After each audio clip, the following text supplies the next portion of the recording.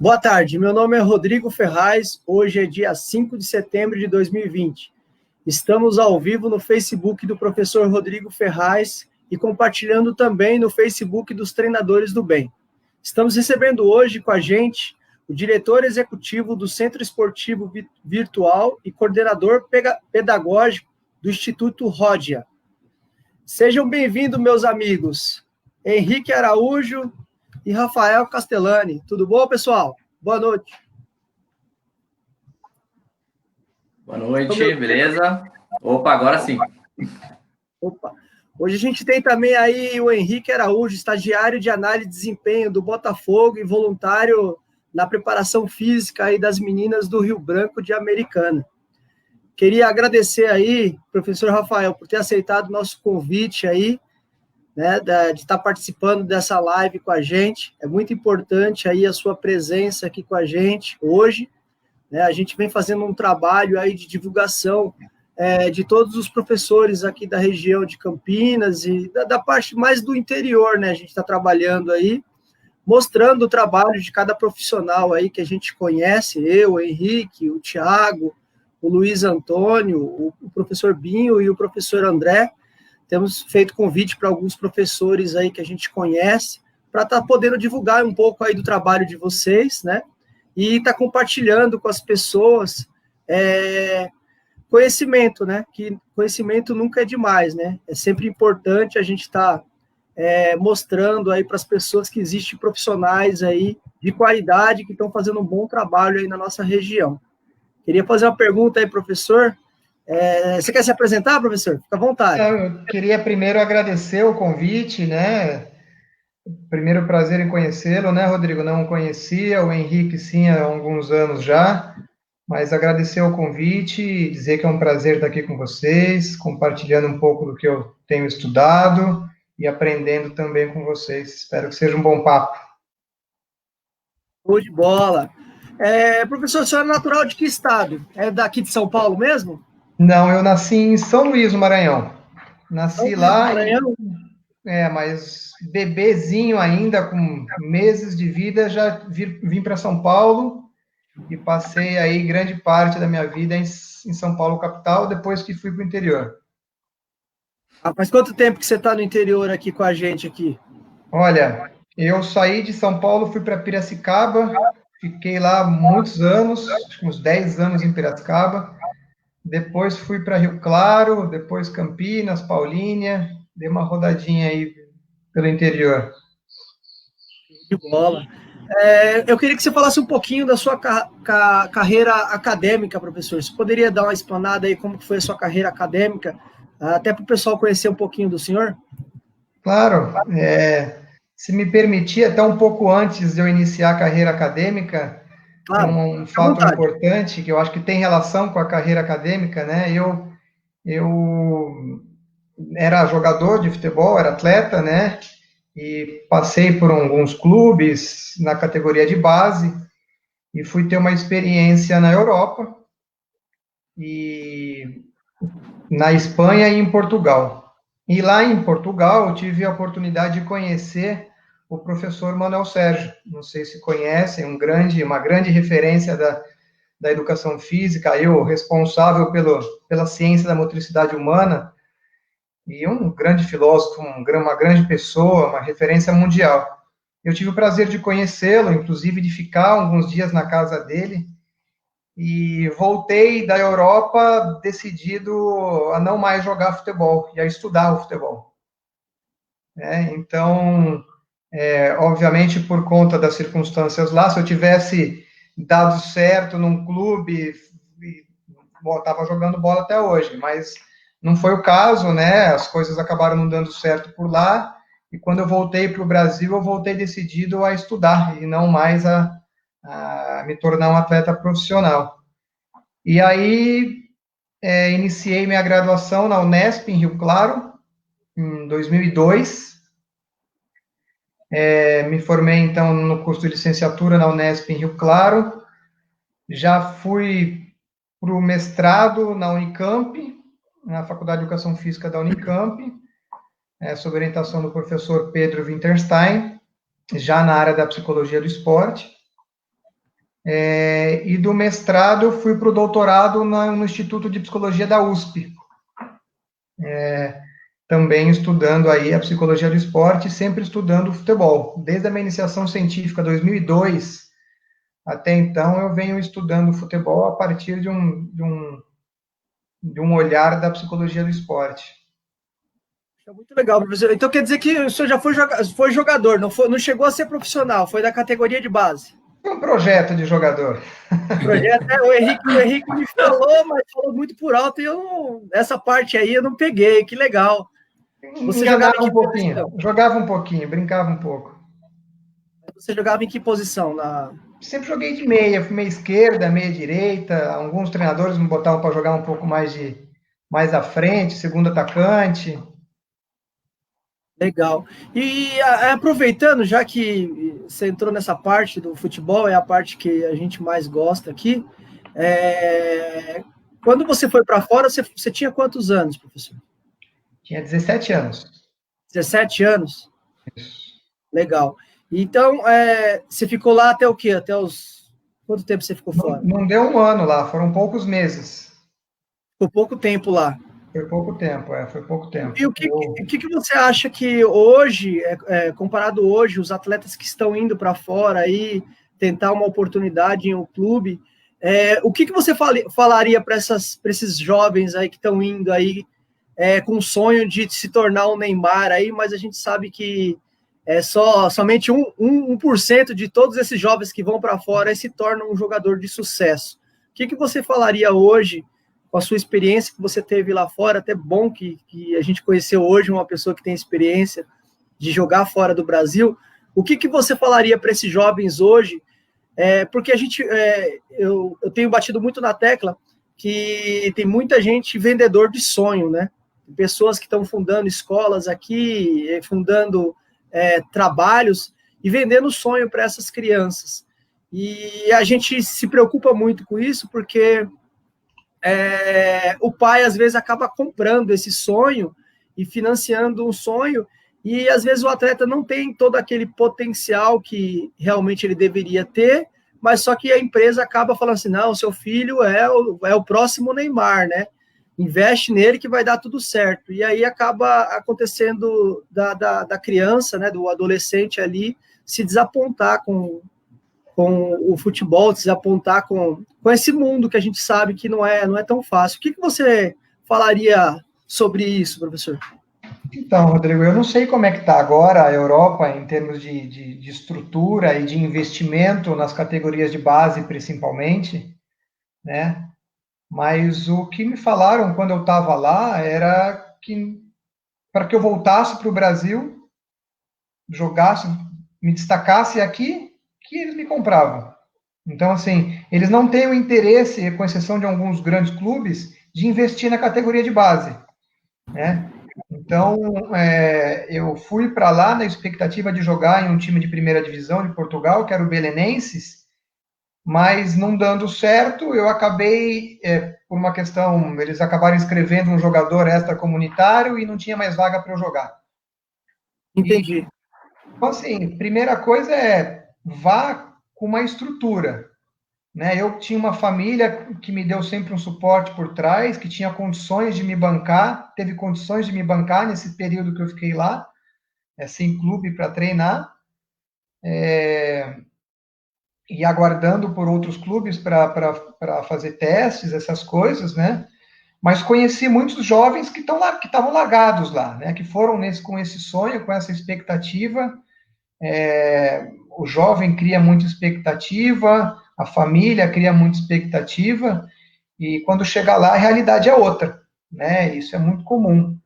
Então, você tem que estar preparado para lidar com essa diversidade, preparado do ponto de vista psicológico e preparado do ponto de vista financeiro, principalmente, porque esses que eu conheci, muitos não voltavam porque não tinham dinheiro para voltar, né? Então, eu vejo com muito cuidado, tem que ter muito cuidado para assumir essa aventura, mas, por outro lado, para mim, foi uma experiência cultural impagável, assim, viver os meses que eu vivi, conhecer o que eu conheci na Europa, é um privilégio de poucos, né? Então, se há essa possibilidade, ainda que você não se torne um jogador profissional lá e destaque, é uma experiência incrível, que eu recomendo para todos que possam. Só saiba lidar com essas expectativas, né? Saiba lidar com o que você vai enfrentar lá, com as dificuldades que você vai enfrentar, para que essa experiência não cause mais sofrimento do que prazer, do que alegria, do que satisfação. Show de bola, muito bom, professor. Eu falo isso porque a gente trabalha aqui com projetos sociais, né? Nenhum dos nossos projetos aqui, eles visam rendimento. Mas a gente acaba trabalhando com alguns atletas e indicando eles para os times profissionais aí, né? Porque esse não é o intuito do nosso trabalho aqui, né? O intuito do trabalho da nossa associação que a gente tem aqui é a formação de cidadão e de atletas, né? E a gente trabalha mais com o público feminino. Só que agora a gente está aí com um projeto novo de trabalhar com a área social masculina, e a gente vê que tem muita gente criando empresas e vendendo. Eu falo vender sonhos porque, às vezes, a criança ainda não está madura o suficiente para o esporte para ela poder sair do Brasil, né? Porque eu acho que quando a gente tem que estar preparado para falar uma outra língua, tem que ter uma estrutura familiar, que é o que o senhor falou, a pessoa tem que ter ciência que não adianta só juntar o dinheiro que a empresa pede para ela lá, a quantidade de dólar que eles pedem para ela ir, ela tem que ter a condição de voltar também, tem que ter uma estrutura boa, né? E aqui a gente faz um trabalho meio que social, e indica algumas crianças para outras escolas. E aí, quando ela vai para outra escola, aí, de vez em quando, o pai volta para a gente e fala, mas lá o rapaz estava falando que meu filho vai para sei lá onde, só que eu tenho que pagar sei lá o quê. Aí eu falo sempre para o pai, eu falo, olha, vou ser sincero para o senhor, a gente indicou, mas só que assim, porque lá tem uma estrutura melhor do que a nossa. Mas a gente não faz parte desse trabalho, não ganha nada com isso, entendeu? Não é o nosso foco. É porque, às vezes, o filho ou a filha evolui e o pai quer investir no filho de alguma forma, porque acha que o filho vai se tornar um Neymar e acha que vai ter um retorno, né? Mas nem sempre a gente teve alguns professores que passaram aqui nesse bate-papo com a gente, e eles mesmos falaram, a chance de se tornar um jogador para ganhar acima de 500 mil que seja, né, um valor considerável, é 1% de todos os jogadores que estão aí no mercado. O resto ganha R$2.000, R$1.500 por mês. 85% dos atletas considerados profissionais aí, né, tirando dos times grandes, e aí se a gente colocar tudo dentro de um pacote, chega a ganhar de R$1.500 a R$2.500. Aí os outros aí, que são Corinthians, os times grandes, aí é outro nível, né? Fora os que não ganham, né? E tem aqueles que jogam sem receber, né?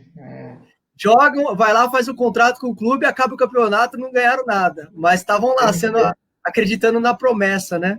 Muitos. Acontece. Mas você sabe, você falou uma questão da maturidade. Eu acho que ter esse tipo de experiência exige uma maturidade que não é só esportiva, é uma maturidade humana, de formação humana mesmo, né? Porque cada vez mais cedo hoje os jovens saem de casa para morar nos alojamentos, né? E isso acaba dando uma autonomia para eles e uma bagagem de vida grande, mas tem jovens que sequer tiveram essa experiência e estão indo direto para o exterior, né? Então, assim, eu morava sozinho desde os 14 anos, eu já tinha, antes de ir, eu estava no Guarani, fiquei no alojamento do Guarani, eu já sabia o que era essa coisa. Você chega lá mais preparado. Você chegar lá do nada, saiu da casa do pai e da mãe, caiu de paraquedas num país que você não conhece, uma outra cultura, às vezes uma outra língua, é uma enrascada, é difícil, né? É difícil, ainda mais se pensar em mercados que não são mercados de ponta, vamos pensar assim, né? Onde se investe tanto assim no esporte, na formação, principalmente, né? Complicado. Tem que ter cuidado, tem que ter planejamento, tem que se preparar. tem que ouvir bastante gente. É verdade, eu concordo. Eu acho assim, hoje eu estava escutando um vídeo aqui de um professor aí, que eu admiro bastante, não vou citar o nome dele para não fazer o merchan dele, mas ele falou uma coisa bem certa. Futebol é igual casamento, né?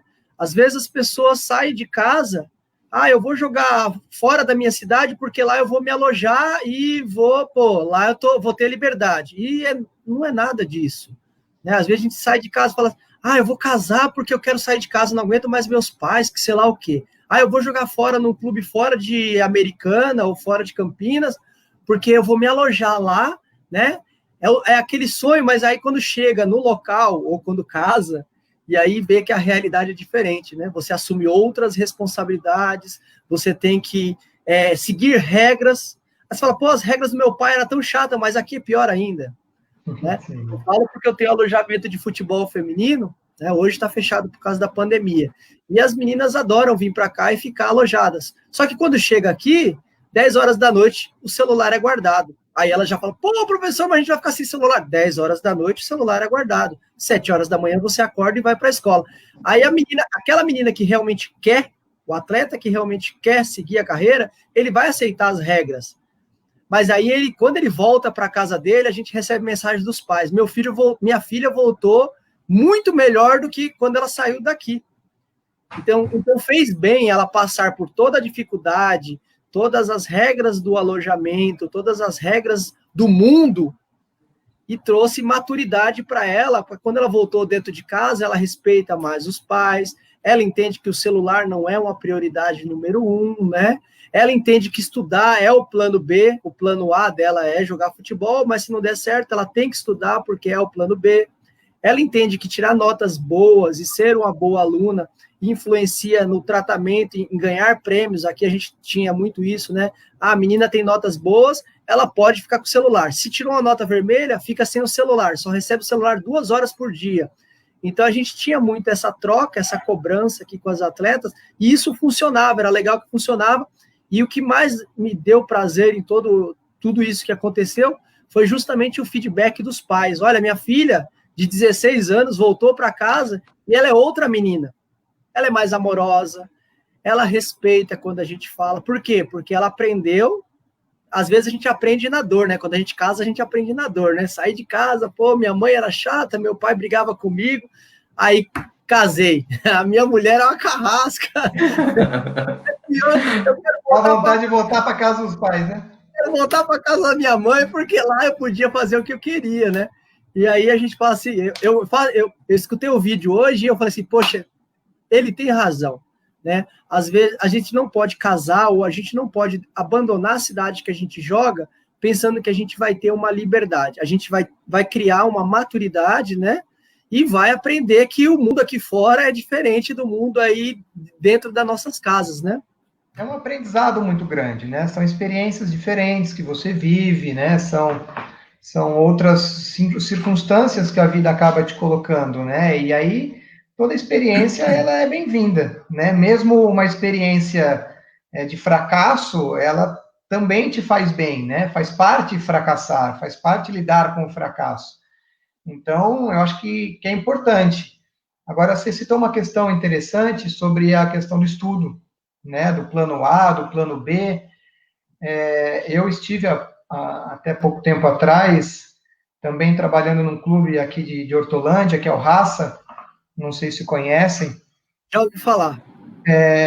E o que eu falava muito com os atletas era isso também, né? Da importância dos estudos,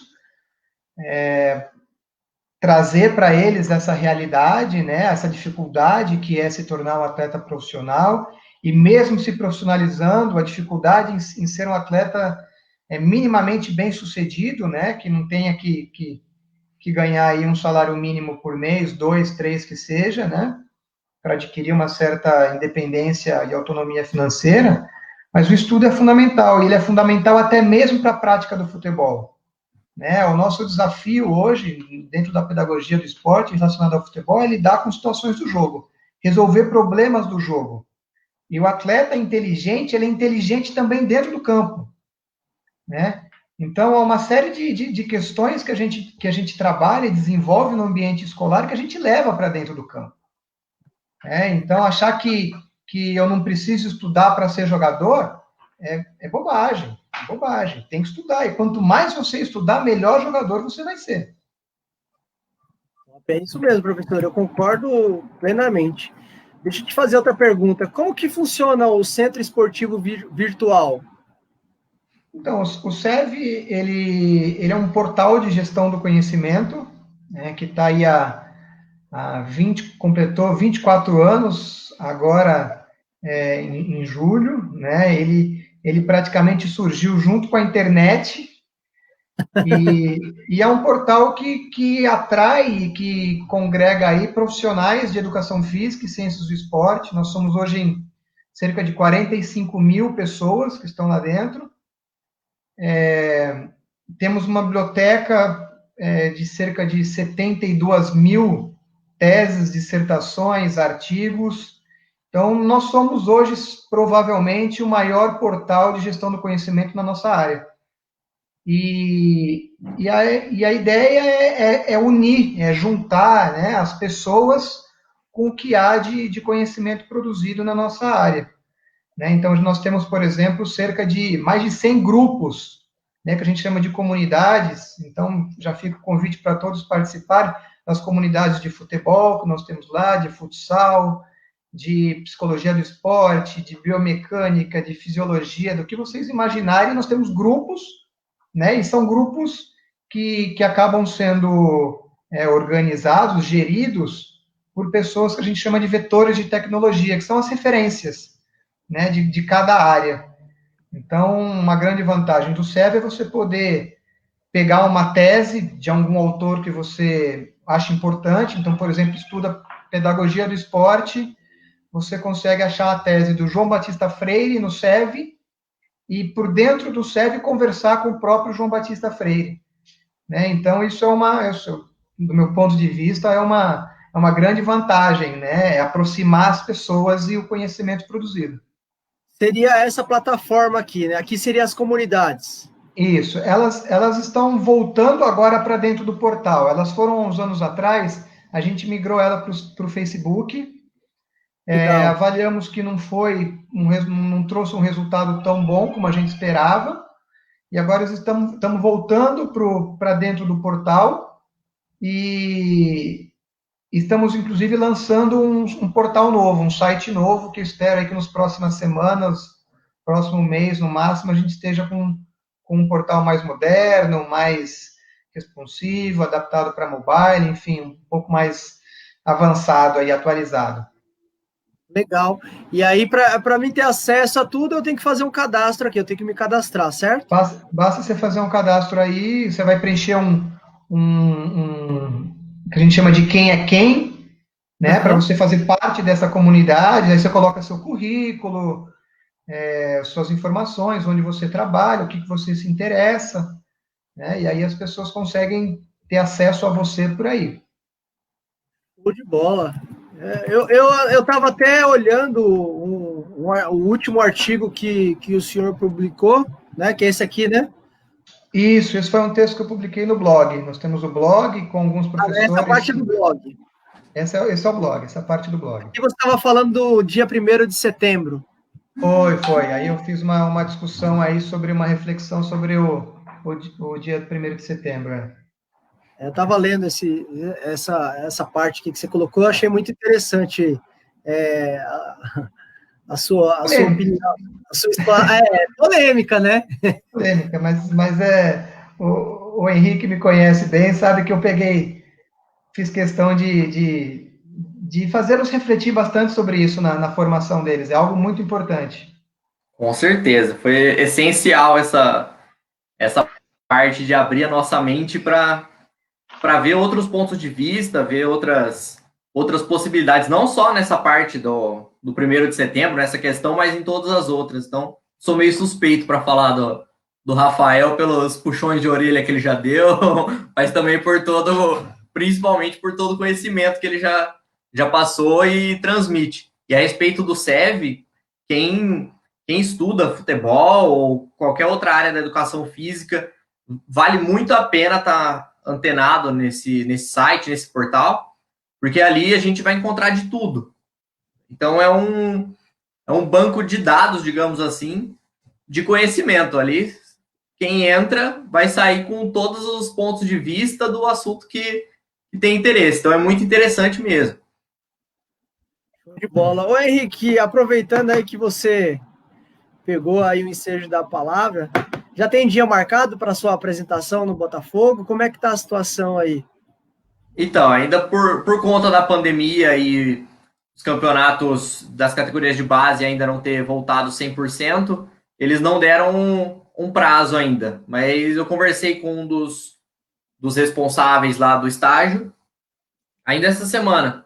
E ele falou que o campeonato o brasileiro sub-20 volta agora esse mês, e aí pode ser que abra uma possibilidade para ser mais rápido, né? Mas por conta da pandemia ainda eles estão segurando um pouco os alunos para fazer esse estágio. De bola. E você gostaria de fazer algumas perguntas aí? Aproveita que hoje você pode perguntar aí pro Rafael. Hoje... Aí. Geralmente era ele que pegava você firme, né? Agora é sua chance aí. Fica à vontade aí, Henrique. Pegava mesmo, o bicho pegava nas aulas, na orientação de TCC, de estágio, então agora é a nossa vez. Então, professor, já que a gente puxou o assunto do CEV, dos artigos, das teses, eu gostaria de entrar um pouco na sua tese, que virou o artigo que vai ser publicado, né? Isso, na verdade, assim, quando a gente publica a tese, né, a expectativa de toda a comunidade acadêmica é que esse trabalho seja publicado também em formato de artigos ou de livro, né? Alguns preferem artigos, porque, de fato, é um material muito denso, muito grande, né? São 250 páginas e que às vezes é difícil você ler tudo, né? E o artigo, ele facilita um pouco a leitura, né?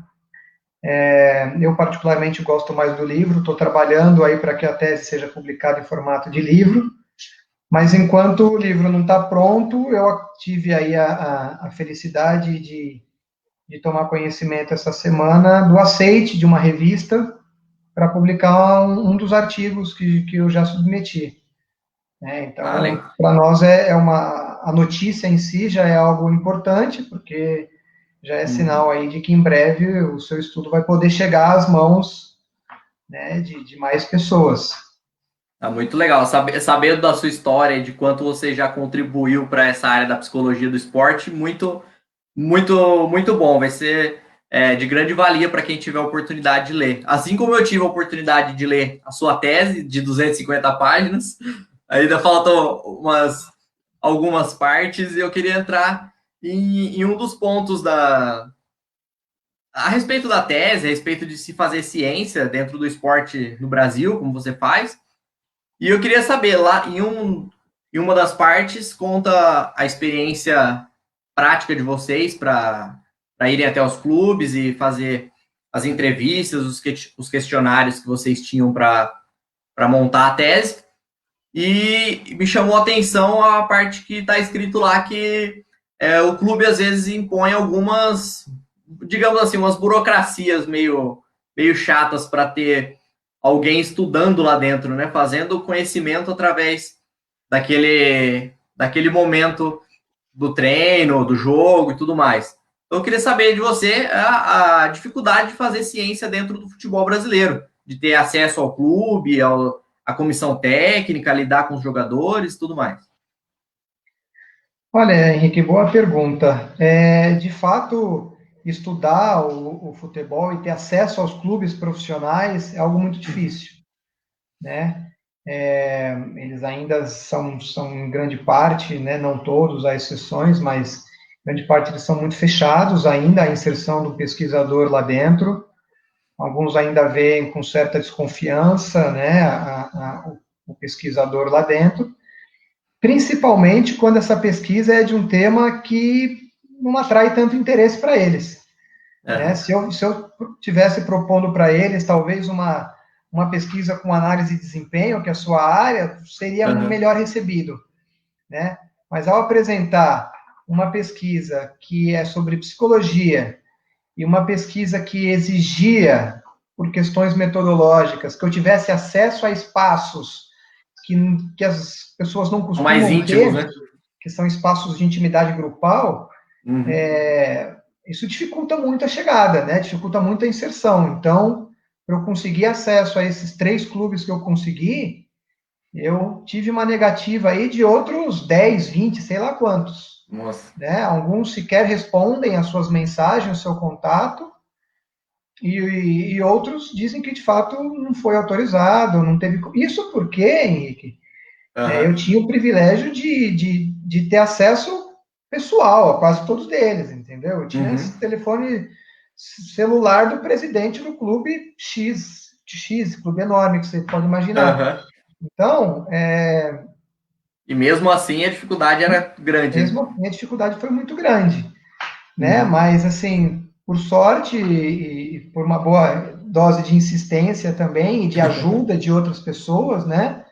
Que são no meio do futebol, eu consegui acesso a esses 3 clubes, um da Série A, um da Série B e um da Série C, e que pôde atender aí a todas as minhas exigências e cumprir os meus objetivos. Outra parte assim que me chamou atenção e me ligou um sinal de alerta, que eu acho que deveria ser cuidado com muito mais zelo assim pelos dirigentes, foi a questão de vocês estarem dentro do clube, por conta de estar diretamente com o psicólogo, né, de ter do clube, dos diretores, ter o medo de que os torcedores achariam que o clube estava mais focando na parte psicológica dos atletas para ganhar no emocional do que ganhar no tático, né, no técnico. Então, a pergunta seria, você acha que a cultura do futebol está pronta? A cultura do futebol brasileiro está preparada para ter essa inserção assim mais efetiva, com maior frequência do psicólogo do esporte dentro da comissão técnica e de todo o contexto? Olha, Henrique, se não está, deveria estar. Né? Eu Uhum. acho que se o Brasil quer ocupar o lugar que ele já ocupou uma vez e de fato voltar a ter o reconhecimento e o respeito que ele já teve no futebol internacional, é fundamental a presença de um psicólogo do esporte nos clubes. Né? Uhum. Eles estão ganhando cada vez mais espaço nas categorias de base, em parte ainda pela obrigação da certificação de clube formador, mas os clubes profissionais são poucos ainda que possuem, né, um especialista em psicologia do esporte. E eu acho que grande parte desse receio, né, desse medo, se deve ao desconhecimento do que a psicologia pode trazer, né, do trabalho que o psicólogo do esporte, a psicóloga do esporte pode desenvolver dentro do clube, as contribuições para a equipe, para o grupo, né? Você acha que Então, os dirigentes, assim, em geral, não só nessa questão de colocar, dar mais atenção à parte psicológica e tudo mais, você acha que os dirigentes do Brasil são ok, assim? Fazem boas administrações em todos esses aspectos que podem influenciar, inclusive, a parte psicológica, né? não, eu acho que a gente está caminhando para uma gestão mais profissionalizada, né? Existem bons profissionais já nos clubes, desenvolvendo bons trabalhos nas categorias de base e no profissional também, né? Existem instituições que estão focadas na formação desses profissionais, a Universidade do Futebol é uma delas, existem outras, mas de fato há muito amadorismo ainda lá dentro, né? Uhum. E há muito espaço para que questões como essa, por exemplo, da presença da psicologia do esporte, da importância da psicologia dentro de um clube, né? Então, quando pediram para que eu me afastasse do psicólogo, para não parecer que eu era mais um psicólogo Mais no um, né? clube, né? Então, o clube estava passando por uma série de dificuldades, né? Derrotas e classificação ruim no campeonato, e os caras não queriam mais problema, com a imprensa principalmente, né? O que a imprensa vai dizer, o que a torcida vai pensar. Então, Rafael, sai de perto do psicólogo do esporte, fica mais perto do preparador físico, tá bem? Tá bem. Onde deveria ser elogiado a postura de ter mais gente contribuindo para esse momento, né? De que o clube está com uma dificuldade, que os jogadores estão passando por momentos mais complicados, né? E tudo mais, né? Sim, reconhecer que às vezes que a questão do rendimento esportivo ele é consequência da união de vários aspectos, dentre eles o psicológico. Né? O técnico, o tático, ele não é mais importante nem menos do que o psicológico. Eles têm que trabalhar juntos, eles trabalham juntos. Nós somos um ser integral. Né? Não há divisão de corpo e mente. Né? Nós somos um ser só, um ser integral. Então a gente tem que ser trabalhado, a gente tem que ser desenvolvido de forma integral. Por isso que é fundamental o conhecimento do treinador, de toda a sua comissão técnica e fundamental a presença do psicólogo do esporte lá dentro.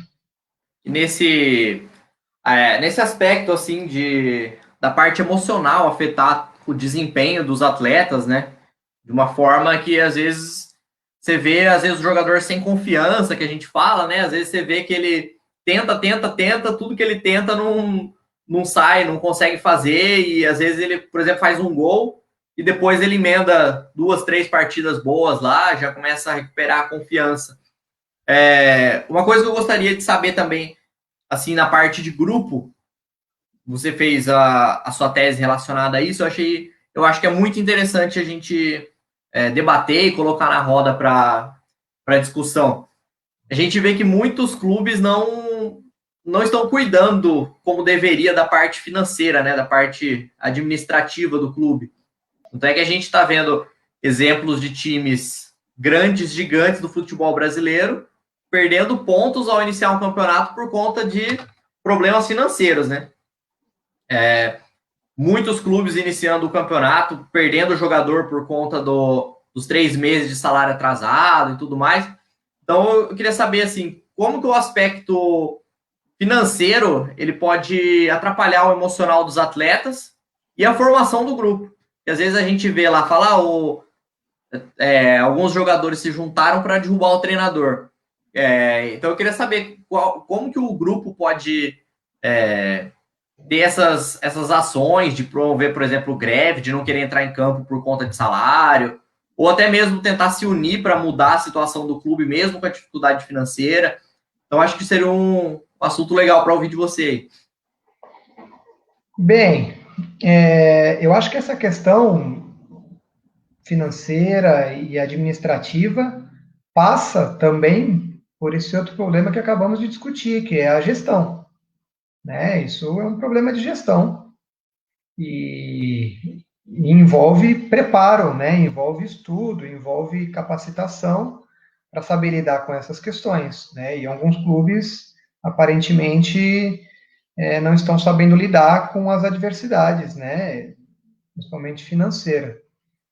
É óbvio que essas condições elas interferem em todo o movimento grupal, né? Não só dos atletas, mas de toda a comissão técnica, de dirigentes, de tudo, né? Quando a gente pensa num grupo, a gente tem que pensar num grupo estendido, né?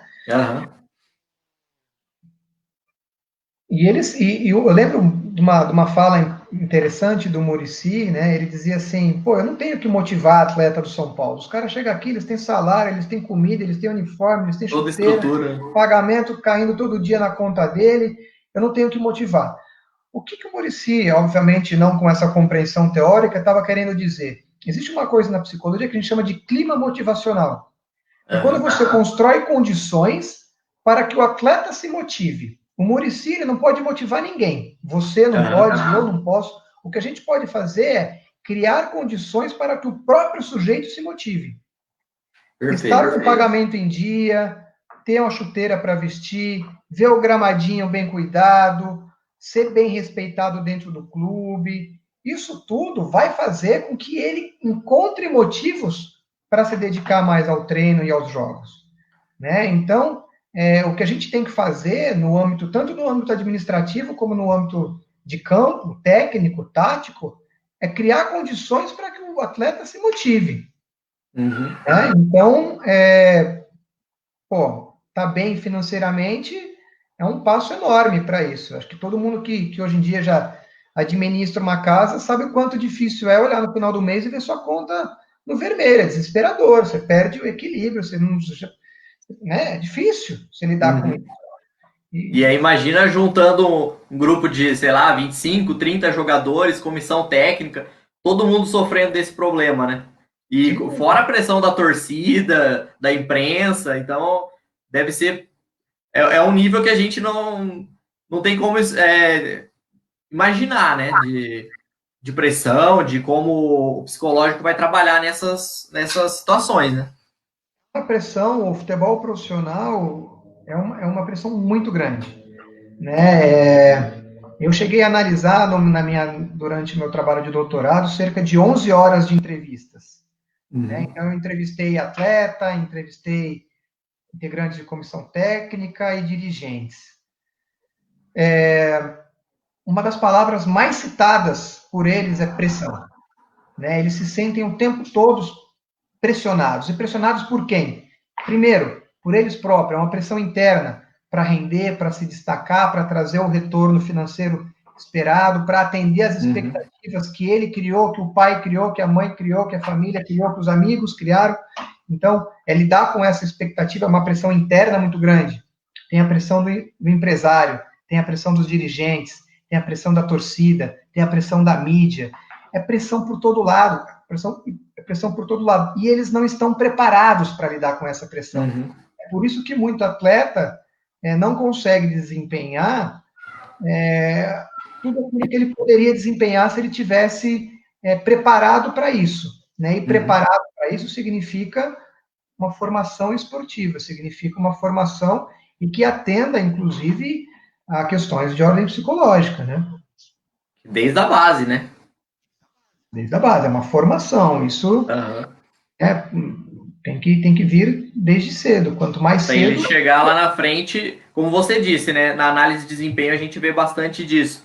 Quanto mais o jogador tiver repertório de ações, de tomada de decisão, mais ele vai saber o que fazer, mais ele vai ter um desempenho mais adequado. E a parte psicológica é uma parte que pega bastante, né? Quanto mais ele aguentar, ele aprender a absorver a pressão, cobrança, resolver problemas, a hora que ele chegar lá na frente, teoricamente ele será um jogador mais completo, possivelmente vai ter mais sucesso, né? Inclusive, eu defendo, não sei no Botafogo se você vai encontrar essa situação, mas eu defendo a presença do psicólogo do esporte, inclusive junto à equipe de análise do desempenho, né? Porque essa equipe, ela costuma ser bastante referendada, né? Tanto para a questão de modelos de treinamento e de escalação, como também de contratação e de dispensa de atleta. Né? E as questões psicológicas de personalidade, elas fazem parte, elas são fundamentais em todos esses aspectos. Né? Eu lembro hoje, no meu mestrado, eu fiz um mestrado no São Paulo, e eu conversava com o Milton Cruz, e ele, que era um dos grandes responsáveis pela contratação, né, dos atletas, ele tinha os contatos, era o cara da relação, e ele dizia sobre um perfil do atleta para o São Paulo. Né? O que é esse perfil? É justamente um aspecto da personalidade que o clube busca. Né? Então, o clube ter ciência qual é esse perfil do atleta que ele quer, já é um grande passo.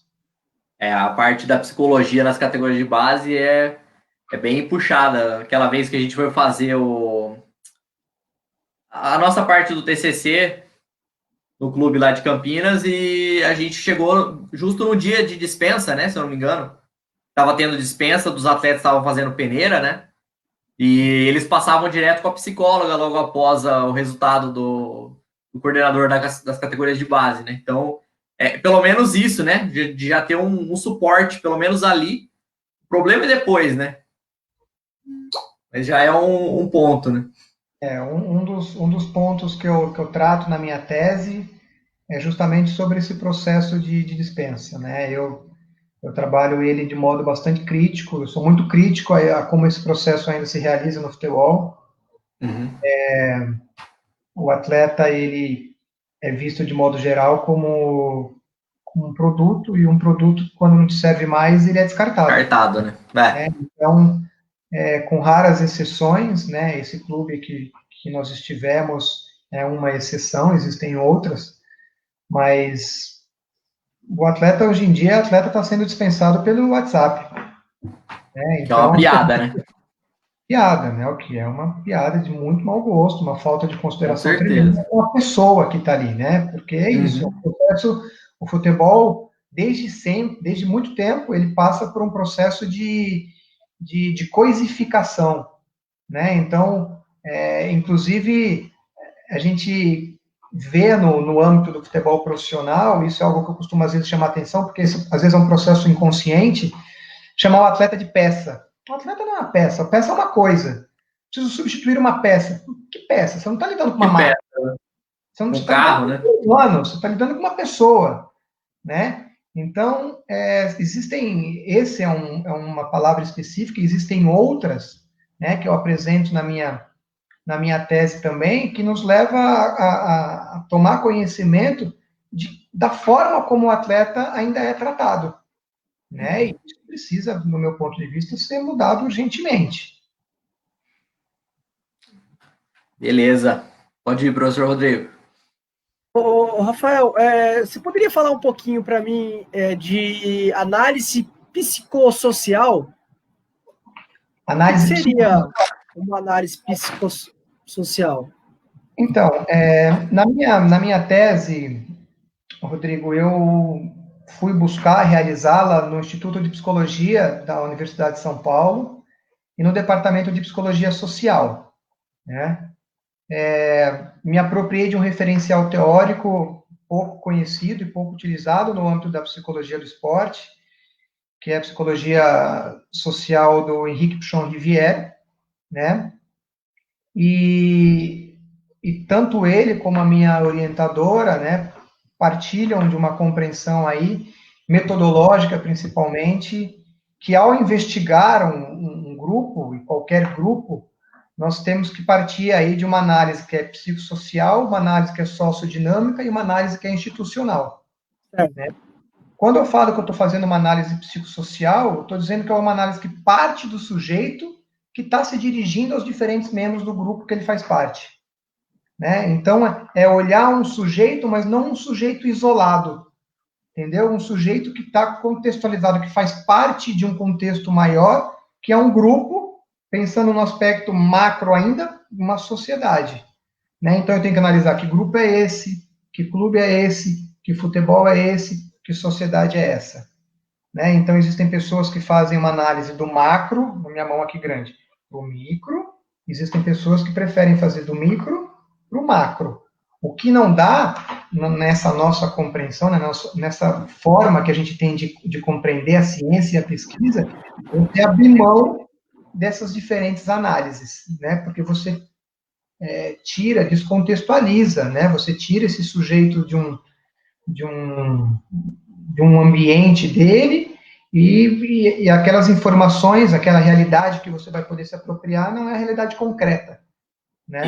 Até por isso eu fazia questão de estar com eles nos ambientes em que eles estavam o tempo todo. É por isso que eu estive com eles. Situação de jogo, treino, concentração, refeição. Eu só não estive com eles na casa deles em viagem. O resto do tempo todo eu estava com os caras, entendeu? Para buscar entender que realidade é essa que eles vivem. E dentro desse... É uma parte dessa realidade.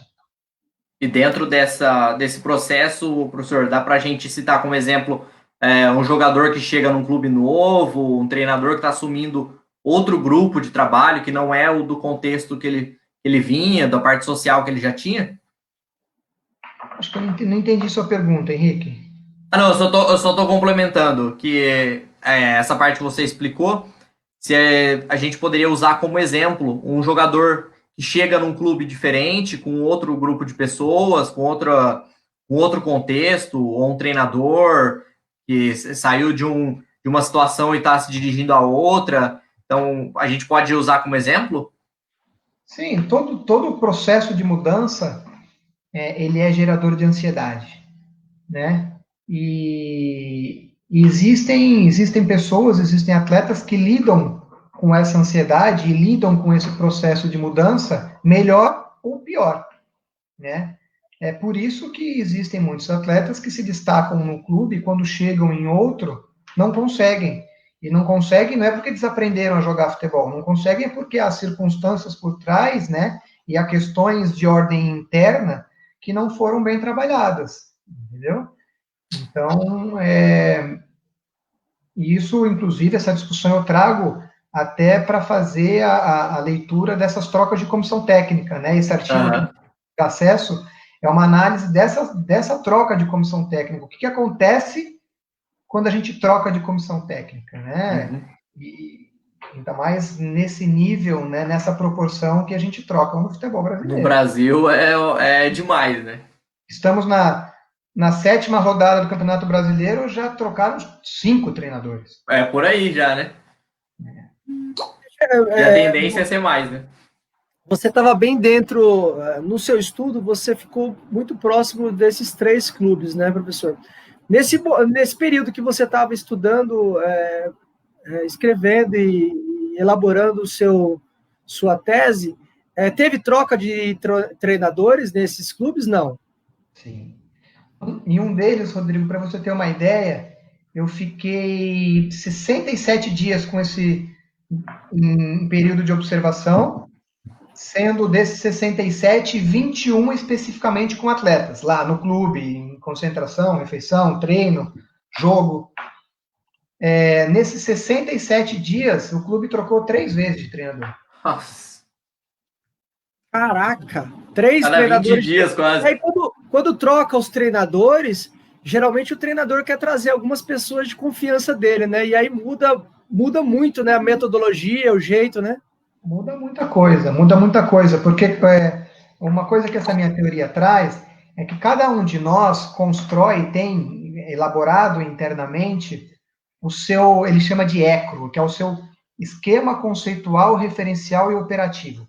O que ele quer dizer com isso? Cada um de nós tem uma visão da realidade, tem uma visão da situação, tem um jeito de entender as coisas, tem um jeito de trabalho, enfim, poderia gastar uma hora só para explicar para vocês o que é o ECRO, mas é para vocês entenderem que cada um tem uma forma diferente. No linguajar popular do futebol, cada um tem uma filosofia. Né? E aí, o que acontece? Quando você lida com ECROs diferentes, né, você precisa de um processo de elaboração grupal até que esse grupo atinja um único ECRO, que é o ECRO grupal. Quando que o grupo trabalha na sua máxima operatividade, que o grupo está voando, quando ele consegue chegar a esse ECRO grupal, né? Mas em trocar de treinador a cada 20 dias desse processo 3 vezes, como que atinge, né? Esse ponto, né? Impossível. Né? Esse é um dos motivos pela permanência, que deve-se insistir pela permanência da comissão técnica, e não só da comissão técnica, mas também do grupo de atletas. Né? Então, eu lembro de uma passagem muito interessante, por exemplo, com o Tite no Corinthians. Não sei se vocês lembram a época, mas ele sofreu um duro golpe, né? Eu não lembro exatamente se foi Libertadores. A pré-Libertadores, né? Contra o Tolima. E aí, numa situação normal, que nós estamos acostumados, o que aconteceria? Cai, dispensa. Mantiveram ele. O que aconteceu no ano seguinte? Campeão mundial. Né? Porque foi dada a oportunidade para que eles reelaborassem, né? Fizessem um processo de reelaboração, inclusive dessas ansiedades que estavam presentes, ansiedades inconscientemente, às vezes, né? Dentro desse grupo. E quando você se fortalece, se reestrutura, você cresce. E quando você cresce junto com o grupo fica muito forte. Você cria confiança, né? Quando você adquire... Uma que o clube deu a confiança para o Tite, né? E a outra é que os atletas falaram, bom, ou a gente trabalha aqui todo mundo junto em prol de um objetivo, ou o treinador não caiu. Então, assim, ou a gente roda. Porque geralmente quem cai é o treinador, né? Todo mundo passa a querer, Rodrigo, ocupar, ter o seu espaço dentro do grupo. Né, e ter o seu espaço de importância dentro do grupo. Né, e aí a tendência, obviamente, não é uma ciência matemática, né, Mas a tendência é de que esse grupo, né, ele produza mais do ponto de vista técnico, tático, físico, mas do ponto de vista psicológico, o que a gente chama de entrar em operatividade máxima, entrar em tarefa, né? E quando ele está em tarefa, ele está bem elaborado, ele está produzindo. Show de bola. Professor, para finalizar, gostaria de fazer uma última pergunta aí. Notamos que você ficou bem entusiasmado com a aprovação do seu artigo na Revista Brasileira de Psicologia do Esporte, que é uma das revistas mais conceituadas aí quando a gente fala de psicologia do esporte, né? Me conta um pouquinho como você recebeu essa notícia e o impacto dela na sua vida pessoal, né? O que você acha que pode mudar daqui para frente aí com essa publicação do seu artigo? Então, Rodrigo, na verdade, eu não sei, eu fiquei até surpreso com a repercussão, assim, porque eu não esperava mesmo, né? Tantos agradecimentos, tantos parabéns, tantos likes, tantos comentários.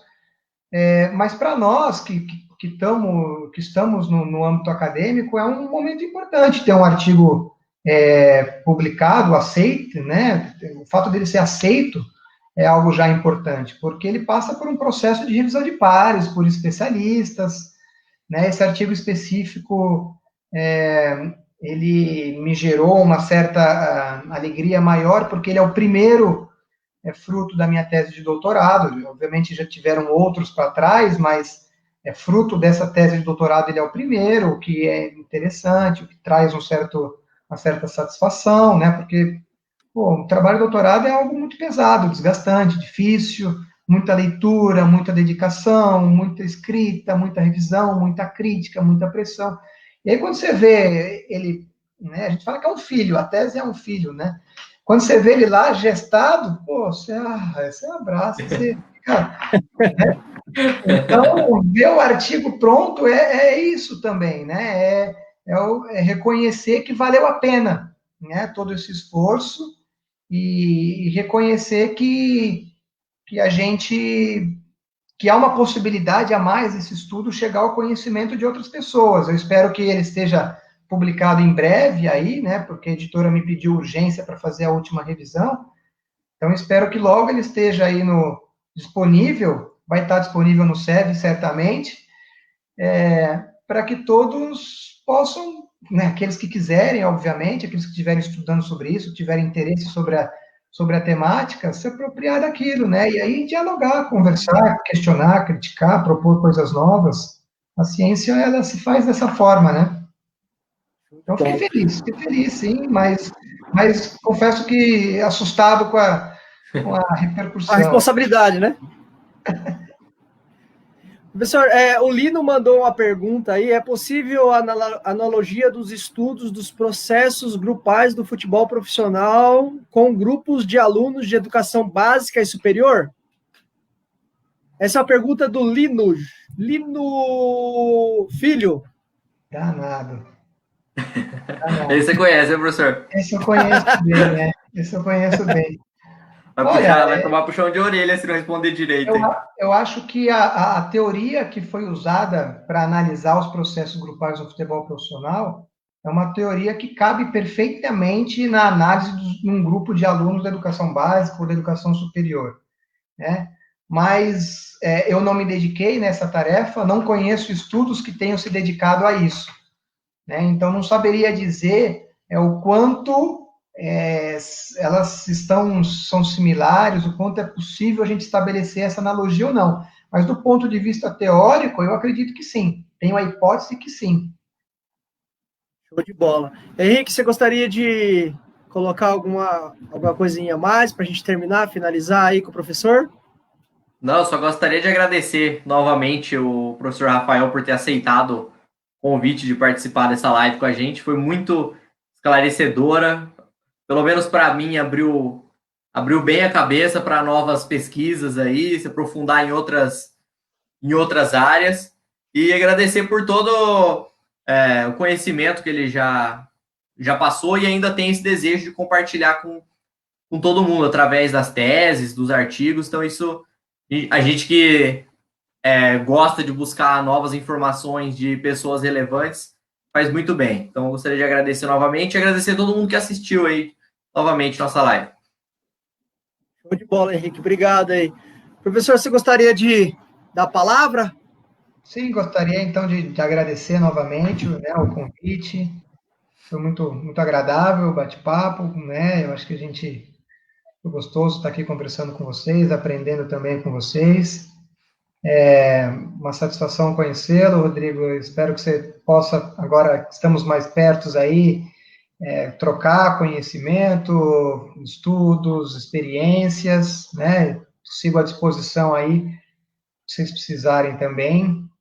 Henrique, é uma alegria muito grande para mim, né, que acompanhei toda a sua formação acadêmica, e, né, de graduação. Você vai longe ainda, mas para nós ver, para mim, especificamente, eu digo nós, professores, acho que todos, a gente fica bastante orgulhoso de ver quando contribuímos com a formação de um estudante, ver ele formado, ver ele maduro, ver ele bem capacitado, e vendo ele em condições de fazer a diferença no mundo do trabalho, né? Então, eu faço questão de ainda te acompanhar, eu vejo bastante das coisas que você faz, e fico muito feliz de ver aí o seu sucesso, torço muito pelo seu sucesso, e você sabe, você tem meu telefone, sabe meu e-mail, então, precisando de qualquer Encheu o coisa, saco muito ainda.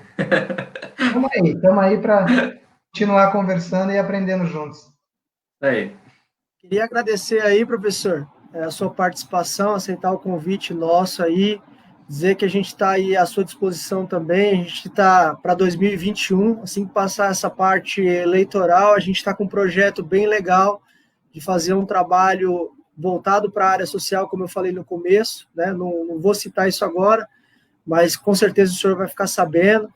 E aí a gente conta aí com certeza com a sua ajuda aí, na parte que o senhor puder nos ajudar em orientação, porque a gente vai assumir aí um novo desafio, eu, Henrique, alguns outros professores aqui de Americana, porque a gente acha que a gente tem capacidade de fazer algo diferente de tudo aquilo que a gente está vendo aí, e com a experiência que a gente está adquirindo no passar desses anos aí juntos, aí fazendo um trabalho junto, a gente viu que dá para fazer algo diferente e mostrar para as pessoas que esse algo diferente traz resultado diferente, né?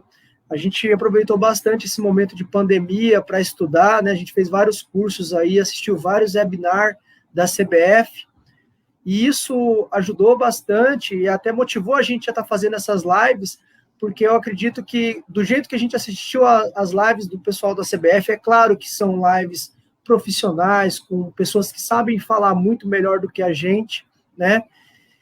Mas isso agregou muito no nosso profissional. E a gente viu que o trabalho que a gente faz aqui hoje é muito similar ao trabalho que grandes clubes vêm fazendo. A diferença é que os grandes clubes, eles têm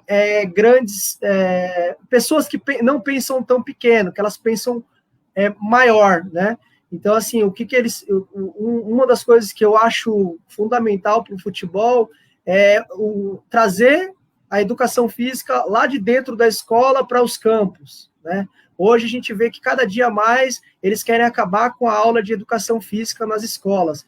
E a gente já vê que a aula de educação física na escola, bem dada, de uma forma estruturada, que o professor prepare a aula, que ele mostre todos os esportes para a criança, pode influenciar a criança a ser um atleta, a ser um cidadão melhor, né? E a gente sabe muito bem que o esporte ele ajuda muito nessa parte de desenvolvimento do cidadão, desenvolvimento da pessoa, né? E até ajuda na parte da saúde também, né? Quem pratica esporte sabe que tem uma saúde melhor do que a outra pessoa que fica lá só atrás do computador jogando joguinho de videogame, né? Então a gente tem feito um trabalho bem legal aí, o Henrique tem me ajudado bastante, eu sou muito grato ao Henrique, ao Tiagão, ao professor Toninho, agora está chegando aí mais 2 professores aí que cuidam aí de times profissionais para nos ajudar, né? Que estão falando assim, não, vamos junto aí, porque a gente precisa fazer esse trabalho aqui em Americana. E a gente viu que o trabalho tem funcionado em outros clubes, né? Então a gente vai precisar muito aí de pessoas como o senhor para nos orientar, de repente vir aqui fazer uma visita no nosso projeto, nos abrir, igual o Henrique fala, né? Abrir o nosso horizonte, falar assim, ó, vocês estão olhando muito para dentro da caixinha, vamos olhar macro, vamos olhar maior. Olha, a criança, a gente tem que lidar com ela dessa forma, talvez essa forma aqui seja melhor.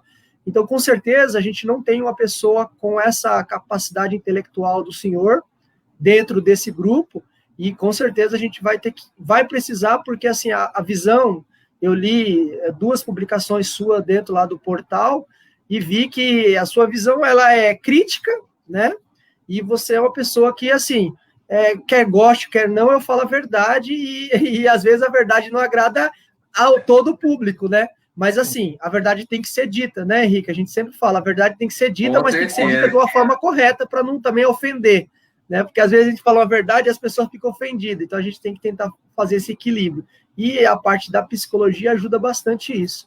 Queria te agradecer, de coração, muito obrigado, e falar que a gente vai precisar, sim, da sua ajuda.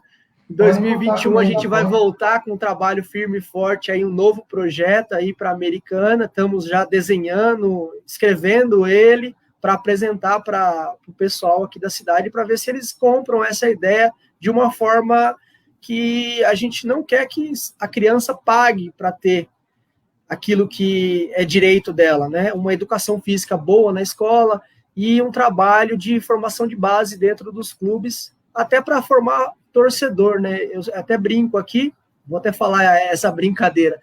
A gente vai no estádio assistir o jogo do Rio Branco, a gente vê todos aqueles torcedores, aqueles senhorzinhos que viram o Rio Branco ser campeão lá em 92, em 95, viu toda a história do Rio Branco lá há 20 anos atrás. E não vê crianças, não vê jovens, não vê adolescentes. Por quê? Porque a gente sabe que futebol é resultado, né? Se o clube ganha naquele ano, os pais todos vestem camisa e tal, e o filho acaba sendo torcedor do clube. Se o clube passa muitos anos sem ganhar, a torcida vai diminuindo. Só que a gente sabe que se o clube faz um trabalho social e traz as crianças para dentro, abraça a comunidade, abraça as crianças, mesmo ele não sendo campeão, ele tem ali pessoas que vão torcer para que ele cresça, né? Então, eu tenho isso na minha mente, é igual o senhor mesmo falou, né? Às vezes a gente, como que eu posso falar?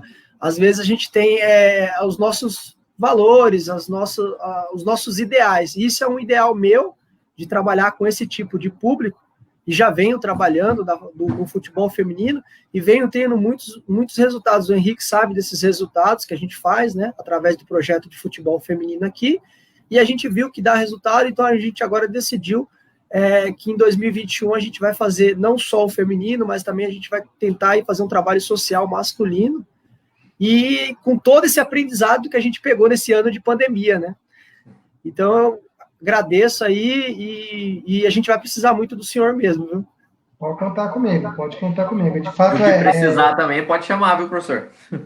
Não, vocês podem contar, eu tô pertinho de vocês, estou aqui em Campinas, Paulínia, é perto, os estudos, eles estão todos disponíveis, são públicos, precisar bater um papo, tem meu telefone, e é aquilo, né, Rodrigo, eu não sou mais nem menos que vocês, né, então eu só, às vezes, posso trazer uma leitura diferente, algo diferente, nem melhor nem pior, né, então eu acho que a gente tem que buscar ouvir várias pessoas, fazer muitas leituras, é por isso que a leitura é muito importante, o estudo é muito importante, para que a gente possa pescar um pouquinho em cada lugar, né, para formar a nossa própria compreensão da realidade, né, para conseguir saber, afinal, ouvi o Rafael falar agora, e aí, o que disso é importante para mim, o que disso eu consigo refletir na minha própria prática, né, então, mas de minha parte, eu também é muito importante, eu aprendo muito com cada experiência como essa, quando eu estou em sala de aula, quando eu estou conversando, a gente tem que seguir nesse caminho, né? E estudar não dá para nunca. Eu falo com o Henrique, eu pego no pé dele e diz coisas, graduou, formou, tá lá com o canudo na mão, pô, parabéns, vamos lá, qual é o próximo passo? Qual é a próxima etapa? Não dá para parar, bicho. Né? A gente tem verdade. Que continuar, porque o caminho é longo. Exatamente. É isso aí. Obrigado, então, professor. Obrigado, Henrique. E estamos à disposição aí. A gente vai conversando pelo WhatsApp aí. Uma coisa que eu acho legal, que pode ser que o senhor e o professor Guilherme, a gente pode chamar o Guilherme também, acho que é Guilherme, é João Guilherme. Chamar o professor João Guilherme para vir aqui dar uma palestra para a gente, né? Para todos, a gente junta todos os treinadores, o pessoal de Americana que tem interesse. Né? O João Guilherme já deu um treinamento aqui no ano de 2017, 2018 para alguns professores. Não sei se você participou de algum, Henrique, não? Não, naquela época eu estava trabalhando à tarde, eu não consegui ir, mas eu fiquei sabendo desse. Então, aí vamos marcar, não é agora, mais para frente, é claro, mas para a gente fazer lá no nosso novo espaço, a gente está ganhando um espaço dentro do Clube do Rio Branco, então a gente vai estar preparando aí vai convidar o senhor e o João Guilherme aí para estar vindo aí, dar uma palestra para a gente aí, fazer um bate-papo, né? De repente a gente faz até um churrasco depois Ai, sim. Pronto, maravilha. Agora fechou. Combinado, só convidar que vai ser um prazer. Pode ficar, aguarda aí que em breve a gente vai estar mandando o convite aí. Obrigado, professor, obrigado, Henrique, uma boa noite, pessoal, e o trabalho precisa continuar. Vamos firme e forte aí. Tchau, tchau.